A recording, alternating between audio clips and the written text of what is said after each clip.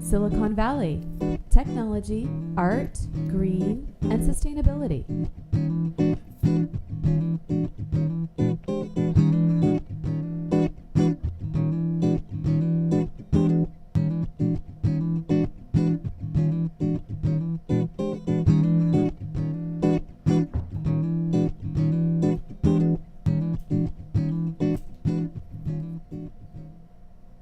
Welcome to another episode of Silicon Valley Tech, Art, Green, and Sustainability. I'm so thrilled today to have with me a legend in Silicon Valley in the green space, Jan Pepper. Welcome. Thank you. And you're fairly new at this. Has it been a year that you've been at your position with Peninsula Energy? Yes, I started there last May as the CEO of Peninsula Clean Energy. But you were at some other places too. We're going to get into that in a minute. Okay. So tell us a little bit about yourself. Tell us about your background. Did you study to be in energy? I mean, how did you get into this? Well, I'm a Bay Area native. Grew up in the East Bay and got an engineering degree at Stanford in civil engineering back in the day. And one of the professors that I had for one of my courses talked about renewable energy. So when I learned about that, it just made so much sense to me that that's what I decided. And that was like in the 90s, right? Sure. So since then, I've been working in the, pretty much in the energy industry. I did go to Stanford for an MBA and did a little detour in the tech industry for a few years, but then I realized that my real passion was working in the energy industry and trying to promote renewable energy and have it be a real part of our lives. And did you do you had a consulting business for a while too? Yes. After I left tech, I did a few years at PG&E, which most people who've work in the energy industry in Northern California at some point probably worked for PG&E. And then when I had my kids, I did some consulting for a while. And I was involved with a number of energy-related startups. One of them is right here in San Jose, Automated Power Exchange, APX. I was one of the founders of that in 1996, and that's still, they're still operating and working heavily in the energy space. And you have children, you said? I do have two kids, grown. Out of the house? In college? Pretty much, yeah. One got married 2 weeks ago, another one's getting married next month. Congratulations. So no grandchildren. Not yet. But maybe in the future. Hopefully. We're going to pull the first slide up, which is a really interesting thing. I love that you're on your roof. Tell us about this. It says right there you're installing solar. So this is great. We can pull that down. You installed your own solar. Yes, well, I thought if I was going to be in the business, I ought to really understand how it works. So that system was installed on my roof in 2001, and it has battery backup. I don't know if everyone remembers back at the Y2K. Remember, we were all afraid that everything was going to stop when it became 2000. Right. So I installed battery backup. A lot of people did at that time, so that when everything stopped, we could still operate. And it's running pretty smoothly, and have you had to do any upgrades to it, or?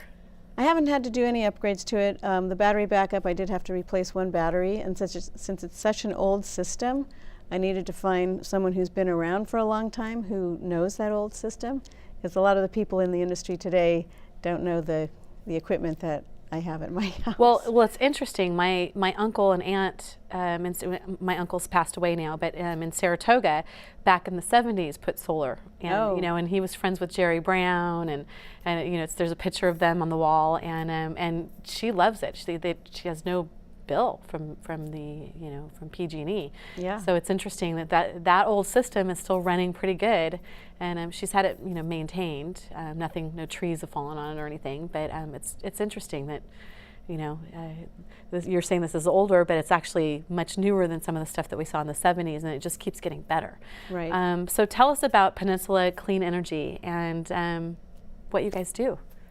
Well, Peninsula Clean Energy is a community choice energy program, and community choice energy is where cities and counties aggregate their electrical load and purchase power on behalf of their residents and businesses. So Peninsula Clean Energy represents all of San Mateo County, and each of the 20 cities in San Mateo County voted last year or the year before to be a part of this joint powers agency. And what is unique in the CCA, I'll use the term CCA to stand for Community Choice Aggregation, which is what we do.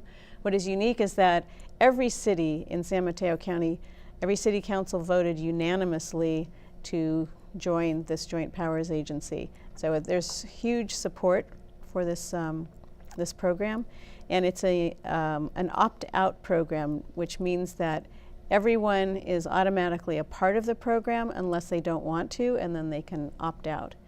And I think I'll pull up the slide too, because we have two slides that kind of explain. Okay. So here's the first slide. Okay. Yes, and what this shows is kind of how we fit in the whole picture of getting electricity to someone's home.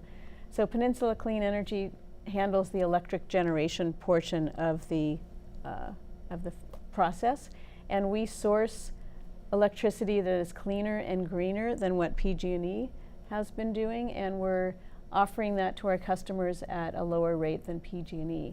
So it says there on the slide, electric generation, cleaner energy at a lower rate, and then it's connected to PG&E, right? Electric delivery, and then PG&E meets the meter and sends the bill. Right. So we source the power from. So we negotiate contracts or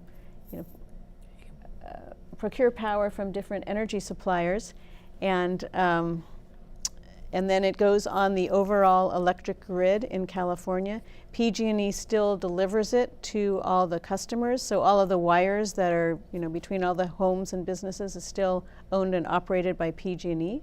And then they also send out the bills. So we provide the data to them to bill our customers for our portion of the bill, and customers still pay PG&E, and then they forward that portion of the bill that relates to Peninsula Clean Energy to us. So how did it start?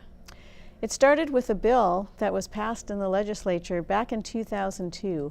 I don't know if you remember the energy crisis, late 90s, early 2000s, when California initially restructured its market. This bill in 2002 allows, specifically allows governments, cities and counties to aggregate their load so that residents and businesses can choose what their electricity source is. So that's when it started. And that was like 2000, 2002? It was 2002 when that bill was passed, but the first Community Choice Energy program was Marin Clean Energy, and that started around 2009, 2010. So it took a number of years before any agencies actually went forward and started it.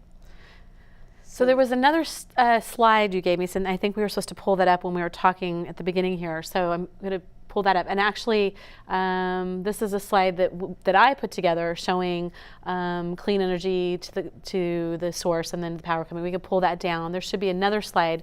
Let's see if there's one more. Let's pull that down. There we go. Right. So this is another one that you had sent me. Tell us about this. So this shows where Community Choice Energy is being considered throughout the state. So the areas in the dark green are those counties that have already instituted a program. So you can see San Francisco, San Mateo County, Santa Clara County, Marin, Sonoma, the East Bay and Contra Costa County are in the process of doing it, and the same in Southern California.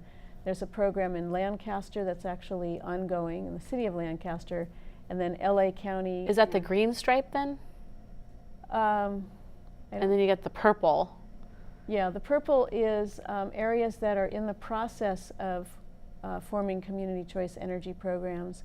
The yellow, it's actually too small for me to read from here. So the gray is they're not doing anything. Not doing anything. Okay, and then the white, they're probably not doing anything either. So we can pull that back down. But you can see that it's it's spreading. It's spreading quickly because it's a great opportunity for communities to have their own choice as to what kind of electricity content they want to have. And in our case, at Peninsula Clean Energy, we're providing cleaner and greener electricity. So we're at 50% renewable energy for our default product, as opposed to about 30% for PG&E, and we're charging 5% less than what PG&E charges. Nice. So it's a better product at a lower rate. So every CCA program kind of decides what their objectives are, and the whole idea is about local community choices, that each area determines what's important to their area. It might be more green energy, it might be lower rates, it might be certain types of energy programs, and that's the whole beauty of community choice energy programs. And who can participate? Anybody in the county?